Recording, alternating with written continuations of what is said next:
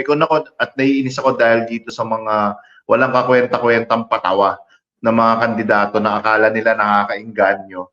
Pero walang ibang may dudulot yung mga ganyang hirit kundi galit at indignation ng tao. And you're right, it is, ano yung words na ginamit mo? It is sickening. Sickening. It is revolting and it is abhorrent. This is not a laughing matter. And if you're not offended, well, let me tell you, you should be. Inya, no? Kasi I was thinking, baka inisip ng mga tao, pag campaign strategist ka tulad ni Alan Nerman, baka mas, ano ka dyan, mas distance yung pagtingin mo, no? Why himayin mo nga yung sinabi niya and why you find it so disturbing, revolting, sickening? Well, sorry to start with a personal, from my personal connections to the issue. Pasensya na po, this is not about me. This is about a much broader issue. But ako, talagang na-revolt ako at na-sicken ako dahil unang-una, full disclosure, hindi biased po ang guest ni Ian Esguerra ngayong gabi. Ako po yun, biased ako. I'm biased for solo parents. Because Congresswoman Bernadette Herrera, who is talagang yan ang champion ng Expanded Solo Parents Welfare Act, at talagang pinaglalaban ang solo parents. She really goes around the country and fights for their rights, for the implementation of this law. And Red de Guzman, who is the National Council, Secretary General of the National Council of Solo Parents, they're both very, very dear friends of mine. So full disclaimer yon, ano. My sister-in-law is a solo parent. I have many friends who are solo parents and I'm really disgusted for them. But as a campaign strategist, ayan, so tanggalin muna natin yung personal. So ano na po ako? Biased po ako. The well is poison. I'm predisposed to get angry at stupid statements like that. I'm predisposed to it because of my personal relationships and my background. But as a communicator and as a campaign strategist, it disgusts me because may 4 na rules na lang po tayo. And I will happily share these secrets because of my disgust and my revolt. Normally, I would keep these cards close to my chest, itong mga tips na to, no? Hindi ko openly ito i-share sa publiko dahil syempre makakakuha ng mga libreng tips yung mga kandidato. Pero tuwing campaign speeches po, 4 na lang yung rules natin. 4. Hindi mahaba yung listahan. There's only 4. And one of the sacred rules in giving campaign speeches is to identify or to humanize the challenge or the difficulty of kung sino yung kinakausap mo and then provide the solution.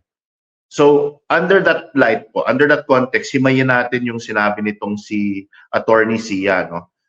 Kasi yun na nga ang one of the rules of speaking in public as a candidate is to connect with your audience, identify their hardships or identify their challenges, humanize it, and then provide the solution. So based on that context, malinaw na ang iniisip sa isip at sa damdamin at sa puso nitong si Attorney Sia, ang number 1 problem at challenge ng mga solo parents sa Pilipinas ay hindi sila nakakapagsiping. For him, that is the number 1 issue. For him, the biggest difficulty, the biggest hardship, the biggest burden of a solo parent is because they don't have regular siping. Hindi sila nakakapagsiping, wala silang partner. So he devolved it into that ridiculous, really stupefyingly idiotic base, Pwede kong dagdagan ko ng dehumanizing na for him pala yun ang number 1 problem ng solo parents. So napakawalang kakwenta-kwenta na ng pag-iisip na yon. Tapos ang solution pa na present niya ay di bale, since ang number 1 challenge at burden ng mga solo parents ay hindi kayo nakakapagsiping na babae, di bale, I offer myself as the solution. I will be that guy to solve it for you. This is my solution. Pwede kayong makipagsiping sa akin once a year or a certain part of the year, palista na kayo. So ang akin lang is of the many challenges. Yes, marami siguro may mga magko-comment, Alan, patawa yan, joke yan. Pero seryoso, sa dami-dami ng mga hinaharap ng mga solo parent, sa paghihirap, sa dami ng kanilang paghihirap na hinaharap, na tumatayo tatay at nanay sa mga anak nila.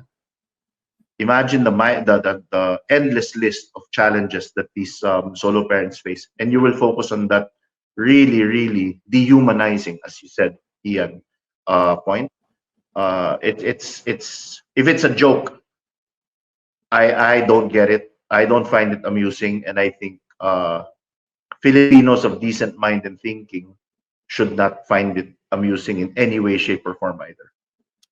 Actually, disclosure na rin, no? Total, sinimulan natin to sa mga disclosures ng discussion natin.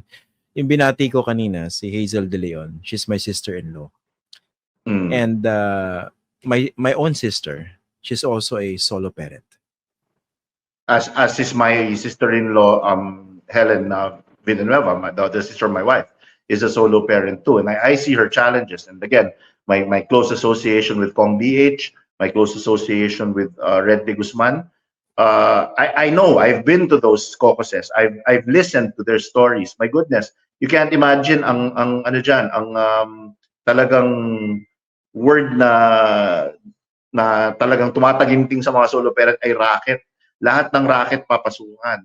They have a 9-to-5 job. They try to take every side job they can just to make ends meet. They have to tutor. They have to be the ones to be there for emotional support. Their world is, my goodness, for those who are fortunate to have you may kasama ka to raise your kids. You can't. It's really difficult to imagine the challenges that a solo parent faces. So to make a joke out of that is why, and to make a sexual joke out of it. Never mind. You know, you could have said, you know, if you really wanted to entertain the solo parents, sa mga solo parent yan, alam ko, mahilig kayong rumakit. Ang dami kong racket dyan. Meron akong mataas na, ang taas daw magbayad. Kayo yung dial tone sa PLDT. Maybe that's a funny joke. Or sa mga solo parent dyan, alam ko, hirap na hirap kayo sa nakumita. Meron akong magandang racket. Hihiga lang kayo sa kalsada, pero kayo yung hump. Pipinturahan kayong yellow and black, pero kayo yung hump. Malaki hukita dyan, balita. And then he can segue into the actual challenges that they face. That's what a communicator would do. In fact, that's the second rule of campaign speeches. Attract them with entertainment, convince them with stories. Okay. So, attract them with entertainment. So, yun lang yun. Ang entertainment, pang-attract lang yan.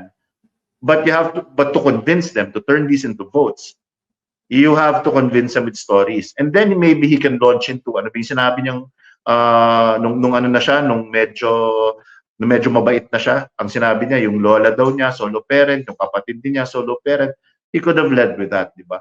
There are appropriate jokes, there are not appropriate jokes, there are jokes that are simply not funny. This was a glaring example of it, and a sexual joke at that.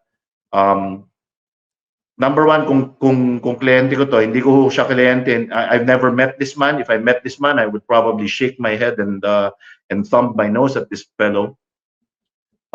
Pero number one, hindi ho mangyayari yan sa mga kliyente ko, because sa mga kliyente ko disente at marunong makita, may basic human decency po ang mga pinipili kong kliyente. And number two, kung nangyari yan, I would definitely drop that client if I'm being very honest. I'm not trying to be preachy here. Baka mabash po ako ng mga viewers. I'm sure a lot of them are, and I just feel so strongly about this subject matter. But I'm not trying to be preachy or holier than thou. But I would I would most definitely drop that client. Ito yung pinaka-gigil na nakita ko si Alan in all seriousness. And understandably. Kasi nauna ka rin nakita yung video. Sinabi ko nga kanina sa previous episode, hindi mo na ako nag-comment kasi akala ko, baka naman AI, di ba? Baka naman AI generated. Yes, tama yun. Pero confirm pala eh. Bago natin pag-usapan yung apology, no? Ano pa yung two elements, yung two other rules? Talaga hindi mo kinalimutan, ha? Well, the first rule of campaign, there's 4 rules only really, no? The first rule of campaign speeches and speaking in before a campaign audience, a voter audience, is first you outline benefits more than features. That's your number one campaign tip, no? For candidates, you outline benefits more than features. Ako po ay abogado, nanalo po ako ng Public Servant of the Year, nakakuha ho ako ng Seal of Good Governance. These are all just features. You have to outline the benefits. Nakakuha ako ng Seal of Good Governance at award sa COA. Ibig sabihin no, hindi ko ninanakaw ang pera ninyo. Ibig sabihin po, lahat ng pinaghirapan ninyong kita na pupunta sa inyo, hindi ko ginagalaw yan, hindi ko ninanakaw. There's more to spend for your family. So yan, you outline benefits more than features. The second rule I already discussed, attract them with entertainment, convince them with stories. The third rule is the one that this attorney Sia broke. Diba? I mean, not only broke, trampled on. Identify the challenge and provide the solution. And then the last is tap into their aspirations. So, imbis na sasabihin mong, tutulungan ko ang solo parents. Ang magandang sabihin dyan is, sa mga solo parents, kayo ho ba ay, I'm sure lahat ho kayo, you're all looking forward to the day po na lahat ng mga anak niyo ay nakagraduate na at may trabaho na at hindi niyo na ho kailangan bayaran ng tuition. Hindi na ho kayo naghahanap, hirap na maghanap ng pambayad ng tuition at hirap na maghanap ng baon sa kanila. Nakagraduate na sila sa wakas. You tap into their aspirations. 4 simple rules. So I don't understand why this fellow attorney Sia, who for all intents and purposes is bandying his educational qualifications. Matalino daw siya. Clearly, bilib siya sa sarili niya. Pero hindi ko alam bakit sa lahat ng patawa, yung pa yung gagawin mong patawa. Baka masama lang ang loob niya dahil walang naglista. Baka walang babaeng nagsulat ng pangalan nila sa lista niya. Baka sumama loob. Sa napanood ko, sinisisi pa niya yung nag-upload sa Facebook ng video. Sabi niya, huwag kayong magagalit sa akin. Magalit kayo. O yan, isa pa yan. Ian, let's distill that. Riffing off of what Professor Jean said earlier, no? Let's distill that. Ano yung sabi niya? Huwag kayong magagalit sa akin. Magalit kayo dun sa nag-upload ng video dahil dapat tinuloy nila yung video. Ang dami naman tumatawa. May mga tumatawa. Yeah. Well, guess what, Attorney Ian? Light bulb moment for you, sir. If you look hard enough, there will be people condoning every sort of perversion in this world. There are people who condone every sort of wrongdoing and perversion in this world. Just because those people are condoning it doesn't make it right, brother. So hindi ko maintindihan, di ba? Kung maganap ka, bakit masama tong ginawa kong pedophilia? Meron naman mga pedophile groups sa dark web that approve of these acts. If you look hard enough, there are people who will tolerate perversion and rotten behavior. So don't make that the excuse. Just because some people applauded doesn't make it right. Yun nga, precisely, no? Parang hindi niya nakita yung fundamentally wrong dun sa ginawa niya. At dahil tumawa, tama yung ginawa niya. Saka Ian, tanong ko sa'yo, sino ang leader ng partido nila? Sino ba? Si Sara Diskaya. Isang babae. Okay. Babae pa yung leader ng partido. Babae pa ang leader ng partido nila. Sino ang kanyang mga kasama sa slate? Si Shamsi Supsup na champion of women's rights nung siya ay naging beauty queen. Si Aramina, kasama niya sa slate. So now, he has put these 3 ladies na kapartido niya in such a difficult, awkward, terrible spot.